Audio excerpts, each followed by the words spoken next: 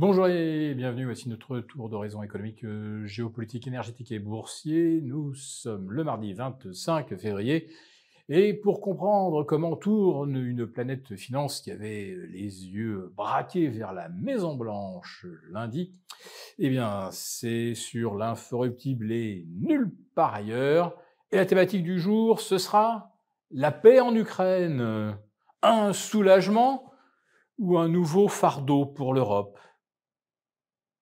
Ah, cette visite d'Emmanuel Macron à la Maison-Blanche était évidemment très attendue. Alors certains y ont vu un symbole.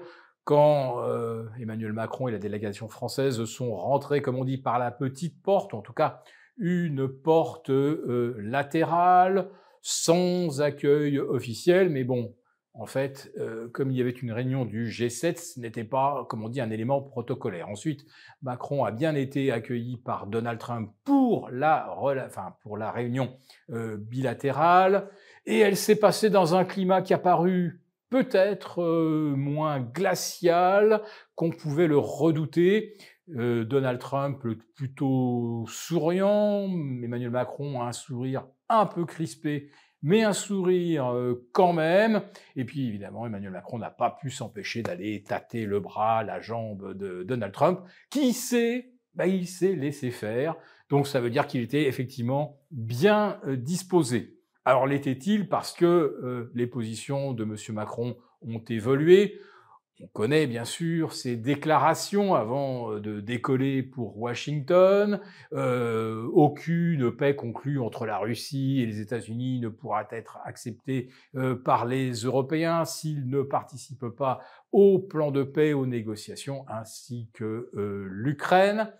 Bon, Monsieur Macron semble en effet avoir évolué en disant bon, la paix c'est toujours quelque chose de souhaitable et que si effectivement la Russie et les Américains amorcent le processus, il faut peut-être effectivement l'approuver et essayer d'y participer de façon positive. Mais la vraie question, c'est que si une paix est signée entre la Russie, les États-Unis, et que M. Zelensky est convoqué pour la contresigner, parce que c'est comme ça que ça va se passer, très probablement, la question qu'on peut se poser après ça pour les Européens, quels dividendes vont-ils tirer de la paix? Parce que de la guerre, ça n'a représenté pour les Européens qu'un coût. Alors hier, on a eu la vérité des chiffres. Pour M. Macron, l'Europe a déjà versé 160 milliards contre 120 milliards pour les États-Unis, quand M. Trump prétendait que c'était plutôt 200 ou 250 milliards. Bref, il y a eu une petite querelle des chiffres. Ce qui a permis à Donald Trump de rappeler que lorsqu'il avait rendu visite à Macron la première fois, lors de son premier mandat, M. Macron avait menti après leur dîner à la Tour Eiffel. Bref, tout ça, c'était de l'anecdote. Mais la vraie question pour les Européens, c'est reverront-ils d'abord une partie de l'argent qu'ils ont prêté à l'Ukraine? Et la réponse est probablement non, sauf si la Russie abandonnait les sommes que les Européens ont gelées. Et on a bien compris au travers des paroles de M. Macron qu'évidemment, ce ne sera pas le cas. Et la deuxième chose, c'est que les Européens, eux, ne veulent pas lever les sanctions contre la Russie, tandis que les États-Unis, eux, voudraient déjà voir Poutine assister au prochain G8. Donc là, on voit que les positions sont encore extrêmement éloignées. Et qu'est-ce que ça veut dire si les Européens ne veulent pas lever les sanctions contre la Russie? Ça veut dire tout simplement que le gaz et le pétrole vont rester très chers. Alors bien sûr qu'on va continuer d'acheter du gaz et du pétrole russe, pas directement à la Russie, mais comme d'habitude par l'Inde, le GNL continuera de venir de Chine, ou pourquoi pas d'Azerbaïdjan, sait-on jamais.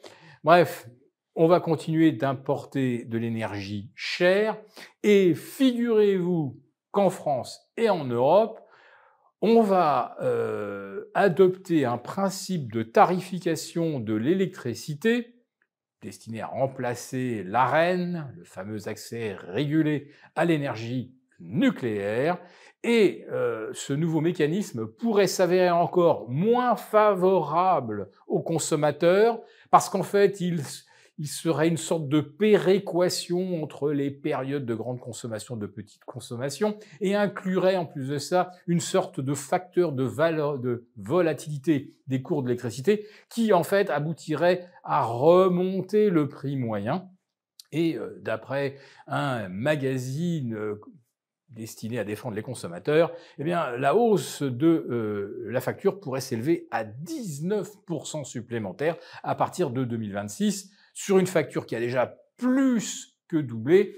Et inutile de vous dire que pour la plupart des ménages, aucune hausse de salaire n'a jamais compensé la progression du coût de l'électricité. Mais cette électricité, c'est également celle qu'utilisent les PME, les artisans et les grandes entreprises, qui ont un peu plus de marge de manœuvre, on va dire, pour négocier les prix de gros.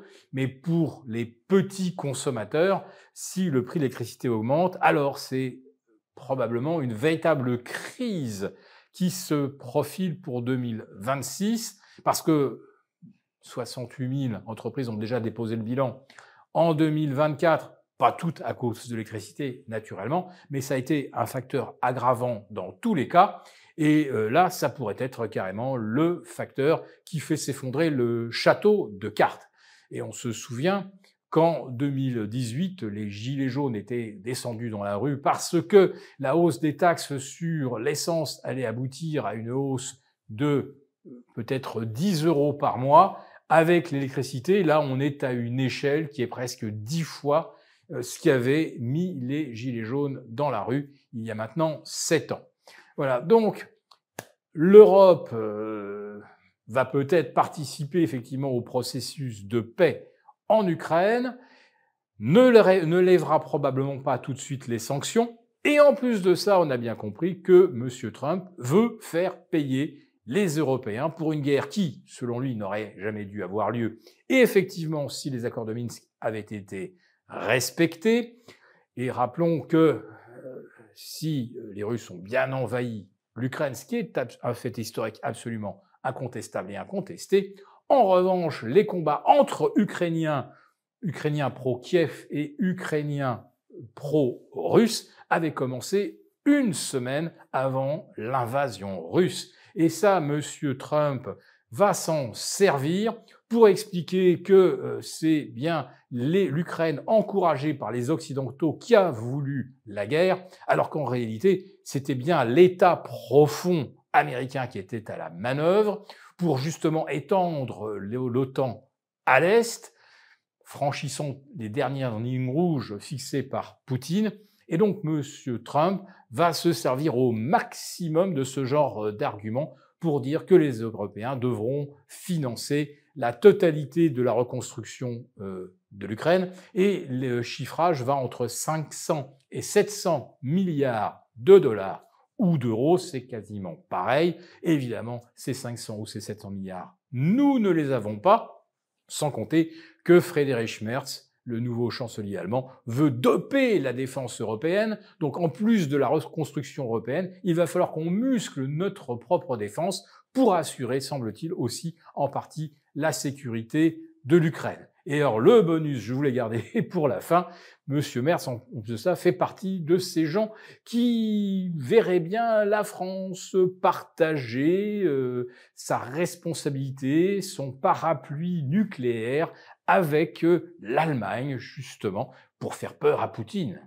Pour vous remercier de votre fidélité, vous pouvez télécharger gratuitement, en cliquant le lien ci-dessous, mon rapport spécial vous expliquant comment réduire légalement les impôts sur vos plus-values boursières. Merci et à bientôt. Merci beaucoup d'avoir regardé cette vidéo. N'hésitez pas à réagir dans les commentaires ou à liker et partager cette vidéo si le contenu vous a plu. Et pour ne rater aucune de nos prochaines émissions, vous pouvez vous abonner à notre chaîne et activer les notifications. Et pour plus de contenu, n'oubliez pas que le dernier rapport rédigé par nos experts est accessible en cliquant sur le lien de description. On se retrouve tout de suite dans les commentaires et je vous dis à très bientôt pour une prochaine vidéo.